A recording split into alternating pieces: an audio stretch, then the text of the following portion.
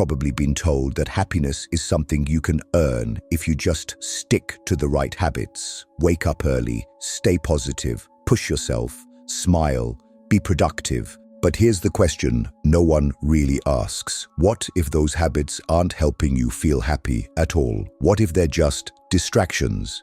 Carl Jung once said, people will do anything, no matter how absurd, to avoid facing their own souls. That includes clinging to patterns that keep you busy but never really honest. Things that make you feel safe on the surface, while something quieter inside you still feels unsettled.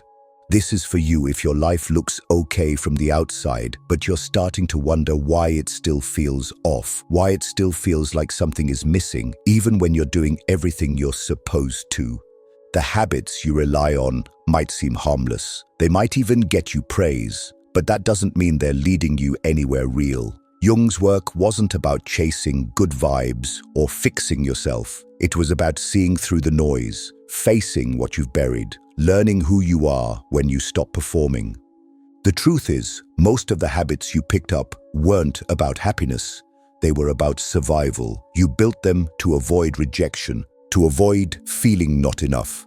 But over time, survival strategies turn into masks. And when you wear a mask for too long, you start to forget there's anything underneath. Jung called that buried part of you the shadow. It holds everything you were told not to feel: fear, anger, shame, even desire. The more you deny it, the more it shapes your life from the background. So here's what you need to hear. If you're chasing happiness through certain habits and it still feels empty, you're not broken. You're just overdue for a deeper kind of honesty. Let's talk about the habits that might be keeping you stuck and what they're really covering up. The first habit, constant productivity. You've probably felt it before, that low-level guilt when you're not doing something. You're finally resting, but your mind keeps pulling you toward the next task, the next goal, the next reason to be useful. If you ever find it hard to sit still without feeling like you're wasting time, you're not alone. Productivity isn't a bad thing. But when your self-worth depends on how much you get done, it stops being a choice and starts becoming a cage. Jung warned about this in his own way. When you over-identify with roles, like being the achiever or the hard worker, you lose contact with your deeper self. You become what others expect, not who you are. You might say you're just driven, that you like staying busy, but look a little closer. Is your need to stay productive coming from inspiration or fear? Fear of what might surface if you stop moving, fear of boredom, fear of being seen as lazy or useless or not enough. There's a study from Harvard that followed people for over 80 years to find what makes life fulfilling. The strongest predictor of well-being. Not money, not achievements, relationships, connection, moments where you're actually present.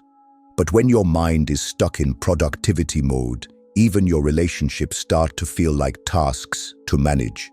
Think about your own life. When was the last time you did something with no goal, no outcome to track, no metric to improve, just because it fed something quiet inside you? If that question makes you uncomfortable, that's worth noticing. Always being productive can look like strength, but it can also be avoidance, wearing a nice outfit. And the worst part is, people will praise you for it. You'll get validation for the very thing that's draining you. Jung believed that wholeness, not perfection, is the real path. But wholeness includes rest, slowness, emptiness, things that don't produce immediate results. If you've been filling your days to avoid the silence, ask yourself what you're really afraid of hearing in that silence. And here's the twist: most people don't want to admit. Sometimes the need to keep doing is just a way to avoid feeling. So if being busy is how you chase happiness, it might be the very thing keeping you from it. Next, let's look at another habit that often gets mistaken for kindness: people-pleasing. But before you go there, ask yourself, if you weren't productive today, would you still feel like you mattered? Here's the next one: people-pleasing. You've probably said yes when you meant no, smiled when you were actually hurt, held back your truth to keep the peace. You tell yourself you're being kind, but deep down, there's a part of you that knows. You're just trying not to be abandoned. People-pleasing looks like generosity on the outside, but on the inside, it's usually fear. Fear of disappointing someone, fear of being disliked, fear of conflict, and maybe the hardest one, fear that if you show your full self, you won't be accepted. Carl Jung talked about the persona, the mask you wear to fit into society. It's not fake, but it's not your whole truth either. You shape it to be palatable, safe, socially acceptable, but the more you rely on that mask, the more invisible your real self becomes. And here's where it gets painful. After years of doing this, you start to lose track of your own wants. You ask someone where they want to eat, but if they asked you back, you wouldn't even know. You spend your energy making sure everyone else is okay, then wonder why you feel invisible. There's research from the University of Buffalo showing that people who consistently suppress their own needs to avoid conflict tend to report higher stress and lower self-esteem over time. You might think you're keeping the peace, but you're really swallowing your boundaries piece by piece. And yet, people reward you for it. You're seen as nice, easygoing, selfless. But underneath, you might feel resentment building, exhaustion, quiet anger. And if you ignore that too long, it doesn't go away. It leaks out in passive comments, in burnout, or in sudden moments where you snap and even you don't understand why. Jung said, "The privilege of a lifetime is to become who you truly are." But you can't do that if your happiness depends on other people being pleased with you all the time. So ask yourself, when you're being nice, are you really being honest, or are you editing yourself for approval? And here's the real twist. How much of your kindness is just fear with good manners? Next is a habit that hides behind good vibes, affirmations, and a fake smile. One that tells you to stay positive even when everything inside you is screaming. This one hides behind smiles, behind good vibes only, and everything happens for a reason. You already know what it is: toxic positivity. It tells you to stay upbeat, no matter how bad things feel. It makes sadness feel like failure, and it pushes you to pretend you're okay, even when your whole body is screaming that you're not.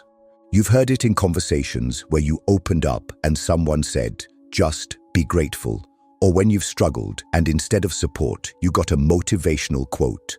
You've probably even done it to yourself. You felt tired, but told yourself, "At least I have a job." You felt hurt, but convinced yourself other people have it worse. That isn't healing.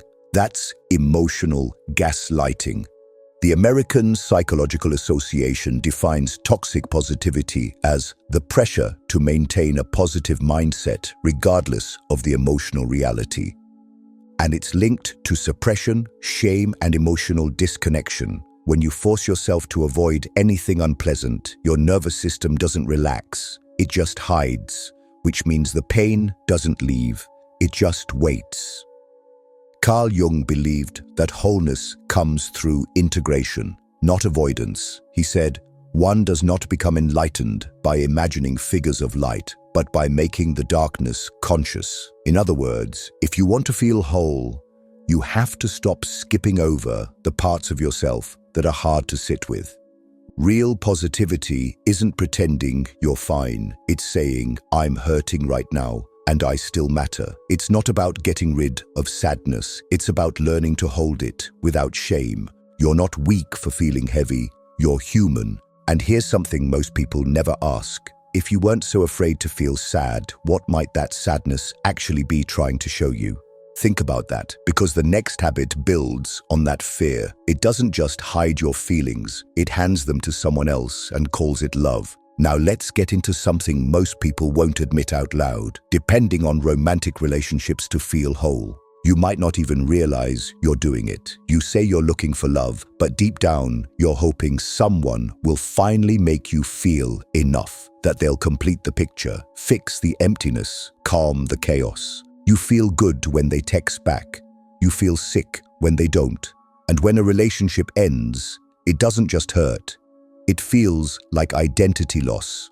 Carl Jung wrote extensively about projection. That's when you unconsciously place parts of yourself onto other people, qualities you've lost touch with or never claimed to begin with. You meet someone who feels magnetic, intense, powerful, comforting, but what you're really seeing is your own unlived self reflected in them. Jung called this the anima and animus, the inner feminine and masculine energies that live within every person. When you haven't integrated these parts, you go out searching for them in others, not consciously. It just happens. But instead of love, what you end up chasing is a mirror. This explains why early-stage infatuation feels so overwhelming. You're not just falling for someone, you're reuniting with a part of yourself that you didn't know was missing. But here's where it breaks down. No partner can carry the weight of your self-worth.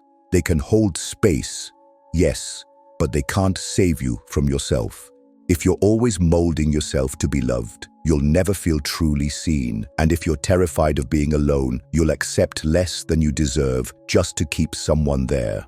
A study published in Personality and Social Psychology Bulletin found that people with anxious attachment styles, those who fear abandonment, tend to idealize their partners and ignore red flags. They believe love will solve their problems. But instead, they recreate old emotional patterns while calling it romance. So here's the hard truth. No one can love you into healing. They can love you while you heal, but the work is still yours. Until you reclaim the parts of yourself you've outsourced, your confidence, your voice, your sense of enoughness, every relationship will feel fragile because deep down, you're not in it for connection. You're in it for relief. Ask yourself this: if no one ever loved you the way you crave to be loved, would you still know you're worthy? That question alone is enough to shift everything. But if you're still stuck, there's a chance you're trying to fix it by working on yourself. Let's talk about the next: self-help addiction. This next one is tricky because it hides in plain sight. You feel like you're growing, like you're healing, but underneath, you're just endlessly fixing yourself, scrolling through therapy content, downloading journal prompts, reading your 5th book this month on how to become better. You're always working on yourself, but no matter how much you learn, peace still feels just out of reach. Carl Jung would have called this spiritual inflation, when knowledge grows faster than your actual inner transformation. You collect insights like trophies, but your relationship with your shadow, the parts you avoid, stays untouched. In his words, knowledge rests not upon truth alone, but upon error also, which means growth isn't just about accumulating information, it's about being radically honest about what you're still running from. There's an actual term for what happens when self-help becomes compulsive: toxic self-improvement. Psychologist Dr. Janina Scarlett explained that when people constantly feel like they're not enough unless they're improving, it reinforces a sense of internal shame. You start believing that healing means always upgrading, never resting, never arriving. And platforms like TikTok, YouTube, even therapy Instagram accounts, they feed this loop. Every scroll tells you there's another habit to unlearn, another sign of a wound, another way to optimize your life. Before long, you stop asking, "Am I healing?" and instead start asking, "What else is wrong with me?" Now, growth is real, reflection is necessary, but healing isn't a hustle. There's no final level where you become perfect and nothing hurts anymore. If you're addicted to fixing, what you're really chasing might not be growth, it might be control. And that's the part no one wants to talk about. If you're constantly working on yourself, you never have to face who you are without the work. You get to keep your wounds in motion, so you never have to sit still with them. So here's a question to sit with. If you stop trying to improve, would you still feel worthy of being loved? You don't need more techniques right now. You need space to actually live with what you've learned. But that's hard to do when your sense of happiness depends on how you compare to everyone else. Let's talk about the next one: seeking validation and self-worth through comparison. You probably know this feeling. You're doing okay until you see someone else doing better, or at least it looks that way. You scroll past someone's relationship update, their new job, their perfect body, their success story, and suddenly everything in your life feels smaller. This is where comparison creeps in, slowly, not loud or obvious, just enough to make you question your value. At first, it might seem harmless, maybe even motivating, but what you're actually doing is outsourcing your self-worth. You start measuring your life by someone else's highlight reel, and without meaning to, you build your identity on validation instead of inner truth. Carl Jung believed in something called individuation, the process of becoming who you truly are, separate from external roles, images, or expectations. That means you stop copying, you stop performing, you stop living by someone else's script, and finally start listening to yourself. But comparison makes individuation impossible because it keeps you focused outward. Who's ahead of you? Who's behind? Who's more liked? Who's more loved? And this isn't just philosophical. A 2020 study published in the Journal of Social and Clinical Psychology confirmed that frequent social comparison, especially through social media, is directly correlated with depression, anxiety, and a diminished sense of self. And the worst part, you often compare your worst moments to someone else's best angles. It doesn't stop at lifestyle either. It sneaks into your healing, your personality, your identity. You think, why am I not over this yet? They seem fine. Or, why don't I feel confident like they do? But here's the thing you need to hear. Your life is not late. You're not behind. You're not less whole just because someone else reached a milestone you haven't. Your pace isn't broken. It's yours. Jung warned that people lose themselves by trying to meet collective ideals instead of tuning in to their own inner voice. So ask yourself honestly, are you living your life, or are you performing a version of it to stay seen? That's the cost of comparison. It pulls you away from your core, and when you're always chasing approval, you miss the quiet, steady work of becoming. Now imagine this. Who would you be if you weren't constantly watching yourself through other people's eyes? Sit with that for a second, because there's one more habit to break. Maybe the hardest one, the need to control everything. This one hides behind the word organized. Behind planning, prepping, double-checking, and overthinking. You tell yourself you're being responsible, but deep down, what you really want is control over your emotions, over people, over outcomes.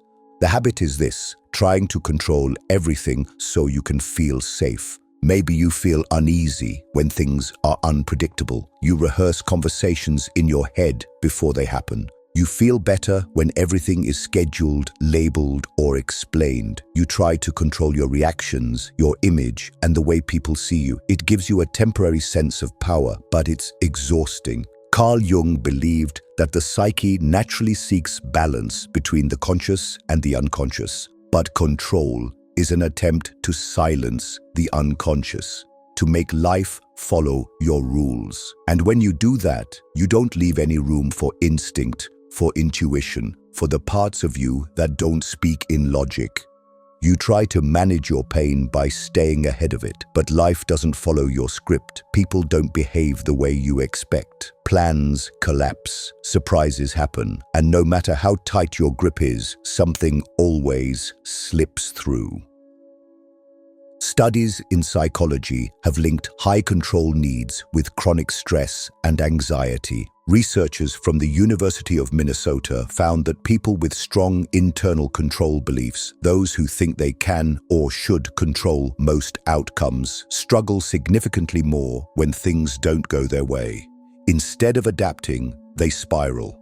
You may think you're protecting yourself by being prepared, but what you're really doing is avoiding vulnerability. And healing doesn't happen in control. It happens in surrender, in learning how to stay with discomfort without rushing to fix it. So here's the uncomfortable question. If you stopped controlling everything, who would you be? And what emotions might finally catch up with you? Carl Jung said, "What you resist persists." And that applies here more than anywhere. The more you fight to manage life, the more life pushes back in unexpected ways. You don't need to give up all structure, but if happiness for you only exists when things are going exactly how you imagined, you're setting yourself up for constant disappointment. Let go, not because chaos is good, but because control is a false god. And when you stop worshipping it, you finally make space for something real to grow in its place. But what do you do after you've let go? After you've broken these habits? How do you even begin to feel whole again when your patterns are gone? Now that you've looked at these habits, the overworking, the pleasing, the smiling through it, the chasing, the fixing, the comparing, the controlling, you might feel a little exposed, like something familiar just cracked open. And maybe part of you is asking, okay, now what? That's the real question. Because if these habits fall away, what's left? This is the part where things get quiet. Not dramatic, not chaotic, just still. And for most people, that stillness is harder than any of the noise. Carl Jung called this process individuation, the psychological path toward becoming your whole self, not the self that plays roles, not the one shaped by what others expect, but the self that existed before you were told who to be. It doesn't happen overnight. There's no 10-step plan. It unfolds when you stop chasing a version of happiness that was never yours in the first place. When you stop living to prove something. When you start listening to discomfort instead of trying to solve it. When you stop being scared of the dark parts of you and instead begin to invite them to speak. It's not comfortable, but it's real. One study published in Frontiers in Psychology explored long-term psychological well-being and found that people who reported deeper meaning in life, not just pleasure or success, tended to be more resilient, more self-aware, and less reactive to stress. They weren't chasing highs, they were grounded in something quieter, something steady. So ask yourself, when you strip away everything you've used to feel happy, how much of you still feels real? This isn't about hating those habits. They got you here, they protected you, they helped you survive. But survival isn't the same as being alive. And at some point, you have to decide if you're done surviving. You don't need to have all the answers yet. You just need to be willing to stop pretending you're fine when you're not, to stop calling exhaustion ambition, to stop calling silence peace, to stop calling approval love. You don't find wholeness by stacking more on top. You find it by peeling away everything that was never yours to begin with. And when you do, you won't need to rely on habits to feel happy. You'll start to recognize the parts of you that were always there, waiting for permission to exist. If you've made it this far, something in you already knows. Those habits weren't built for happiness. They were built for survival, and you've outgrown them. You're not here to be endlessly productive, or to please everyone, or to put on a brave face when your heart is breaking. You're not here to chase someone else's version of love or healing or success. And you're definitely not here to compete, control, or constantly improve yourself just to feel like you're enough. You're here to become real. That means letting go of the idea that there's a final version of you somewhere in the distance, clean, perfect, polished. Carl Jung didn't believe in that. He believed in integration, in facing your shadow, in meeting the parts of yourself you've ignored and learning to live with them, not fix them. Because when you do that, something shifts. You stop performing. You stop reacting. You stop needing everything to make sense. You stop waiting for the right job, the right partner, the right moment to finally be okay. You just start being. And that's what Jung meant when he said, "I am not what happened to me, I am what I choose to become." So what do you want to become? Now that you know happiness doesn't live in habits, but in honesty. You don't need to become someone new. You need to remember who you were before the habits, before the fear, before the performance. If this hit something real for you, take a breath. Let it settle. Then share this with someone else who might need to hear it. Not for the views, not for the algorithm, but because honesty is contagious, and you never know who's still hiding behind a smile. And if you're ready for more raw, honest truths like this, subscribe, follow, or just come back when you need to remember who you are again.